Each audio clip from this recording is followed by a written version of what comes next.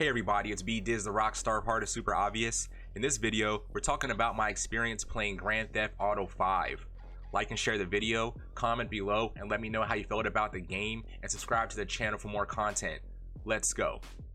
First off, I've been a fan of the series since the beginning. When the first two games came out and it had the overhead view, it was still really cool at the time. And then Grand Theft Auto 3 came out, and that was a game changer with the 3D format. We also had Vice City, and of course San Andreas, which were both awesome with their locations and time.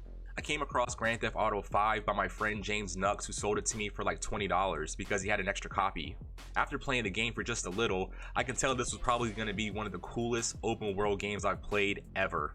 Just the story alone was next level. We are able to choose between three characters, including Michael, Franklin, and Trevor. Michael is kind of like a retired criminal just trying to have a normal life, which he hates. And we also have Franklin, who's trying to make a power move to get out the hood. And then we also have Trevor, who's like a crazy psychopathic guy who lives outside of the city.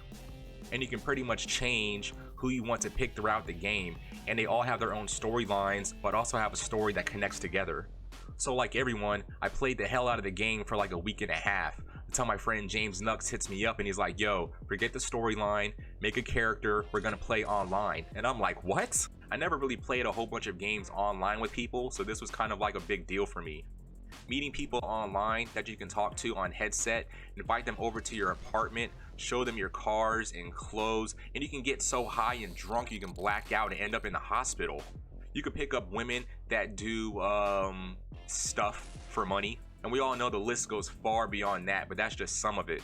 Being in these lobbies with other players was an adrenaline rush, but also very emotional and intense because it's such a fast-paced environment. Because you can meet someone new that could be a friend or an ally, or it could be someone that just wants to kill you and blow up your car just because. And then, if that's not enough, you can hear them talking shit to you and everybody else in the lobby can hear it. And a lot of the time, it's probably some kid that's still asking mommy for allowances and are sneaking past their bedtime to stay up. And when somebody kills you for no reason and blows up your vehicle and talks that shit, you take it very personal. Something that I really liked in the game was the customization. You can pretty much customize everything from your clothes, your weapons, your cars, like everything. This stuff did get very expensive fast. As far as a car, you could spend over $1 million on a car and then another $1 million just to customize it. Then we have the missions. For the most part, redoing missions over and over and over to get money for the things you want never really bothered me, especially when you have your buddies with you and you can talk during the missions. To me, doing a bunch of missions to get the money, to get the things that you want so you can flex in front of other characters was actually pretty cool. Next is the DLCs and season events.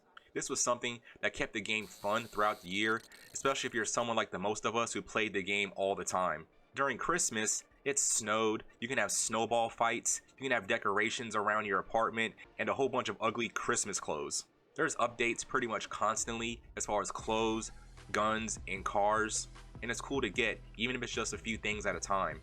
Next, we're talking about the heists, and this is when the game gets to the next level. So we have these heists that are complex and realistic in a good way.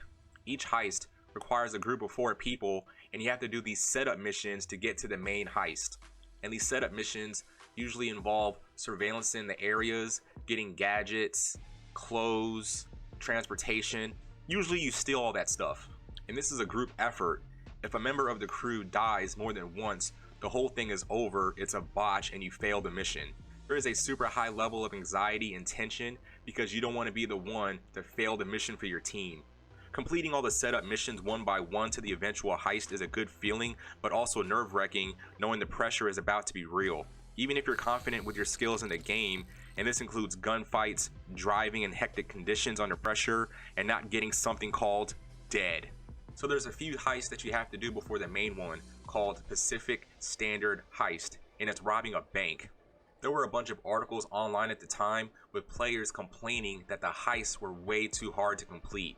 I remember this time where me and my friends were playing the heist. We got super close to beating it, we failed, and we got so mad we didn't talk to each other for like 2 weeks. It was that real. But when you finish the heist, you get to celebrate and goof around and talk shit with your friends. It's pretty cool. It's one of the funnest moments that you have in the game online, and it's literally the payoff for all the work that you've done up to this point. As far as playing online, I did have some of the issues that all of us had, and that's the modders. I was attacked by modders that were in God mode after I shot them like 100 times in the face and they didn't die. We also had players that made objects just fall from the sky and make the game glitch out in a way you know it's not supposed to happen. But I never played on PC and I heard it's way worse on there. One of the things that happened, which was actually kind of cool, was I was in a lobby where I got invited to someone's apartment, and once I was inside the apartment, there's a bunch of people just hanging out, and a modder made a whole bunch of money just flood the whole room. I got over $1 billion, and I was already doing good. I already had a lot of money. I already had most of the cars, guns, clothes, properties. I already had most of the stuff that I wanted. So after I grabbed a bunch of the money, I ended up having almost like $1.5 billion. And I heard about some of this happening, so I was kind of sketch. But after a week or two went by and Rockstar didn't like flag my account or reset my account, I had all the money I wanted, like ever. And I bought pretty much every single car, apartment, all the clothing, all the guns, all the upgrades, everything. And around this time, a lot of my friends stopped playing. So after that, I kind of lost interest in playing the game because I already literally had everything, beat all the heists several times. I didn't really have anything else to do. And then as far as the lobbies, it just got to the point where it's like people were just killing each other and that's it. That's all they were doing, blowing up your cars, not caring if they get penalties for it.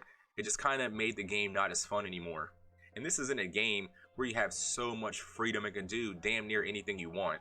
We also had more and more and more DLCs that came out, including an additional bank heist. We also had the casino heist. And we also had the Cayo Perico heist. I don't know how to really pronounce that. And once we got the flying cars and the flying motorcycles and the space guns, and it's supposed to be Grand Theft Auto, but we're doing these Fast and Furious style save the world missions, I'm just like... So Rockstar went from having the best game of all time to making it to where it's like, it doesn't even feel like you're playing Grand Theft Auto 5 anymore. As far as Rockstar beating people in the head with the whole shark cards thing, making people pay real money just to get stuff in the game, I'll talk about it real quick. I've never bought or used a shark card, and you paying real money to get these shark cards and spending money to where you could have bought the game several times over blows my mind that this is even a thing. Like I said towards the beginning of the video, I'm down to grind, and however long it takes to get the money I need for the stuff I want, I'm going to work towards it. It feels better working towards something.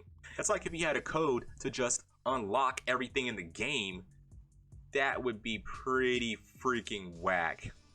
But that's just me. I'm still waiting and looking forward to Grand Theft Auto 6 just like the rest of us. I might make a video talking about some of the news that I heard about the game, so be on the lookout for that. But yeah guys, that's the video. Let me know in the comments how your experience was playing Grand Theft Auto 5 online overall. What are some of the things that you still like and some of the things that you don't like? Let me know in the comments. Like and share the video and subscribe to the channel for more content, and I'll see you guys in the next one. Totally for sure.